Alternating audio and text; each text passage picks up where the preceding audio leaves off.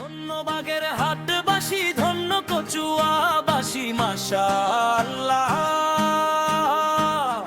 রাহাত ভাই নিয়ে এলো দাড়িপাল্লা।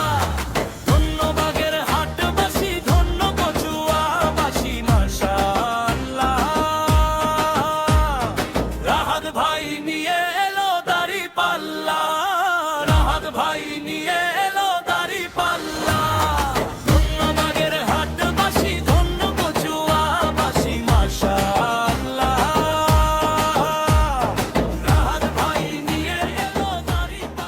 আমরা এই জনসমাজকে বলতে চাই, জনসমক্ষে প্রতিশ্রুতি দিতে চাই, আমার সমাজের যত যুব সমাজ রয়েছে, আমার এলাকায় যত যুব সমাজ রয়েছে, যোগ্যতা অনুযায়ী প্রত্যেক যুব সমাজের কর্মের ব্যবস্থা করা হবে, তাদের কারিগরি শিক্ষায় শিক্ষিত করা হবে, তাদের প্রশিক্ষণের মাধ্যমে তাদেরকে স্বাবলম্বী করার জন্য আমরা রাষ্ট্রের পক্ষ থেকে ব্যবস্থা গ্রহণ করব।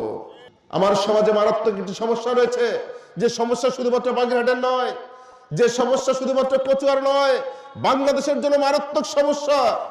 সেই সমস্যা হচ্ছে সুশাসন এবং দুর্নীতির সমস্যা, ঘুষ এবং চাঁদাবাজির সমস্যা।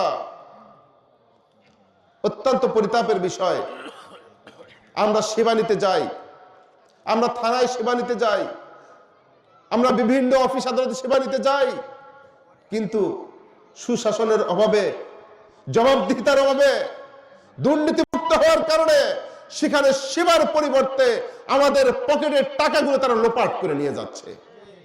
এই অবস্থা চলতে পারে না একটা সভ্য সমাজে। আমরা সমাজ পরিবর্তন করতে চাই, এই সমাজে পরিবর্তন করে ন্যায় এবং ইনসাফ প্রতিষ্ঠা করতে চাই। সেই ন্যায় এবং ইনসাফ ভিত্তিক সমাজের মধ্যে কোনো দুর্নীতির স্থান হতে পারে না।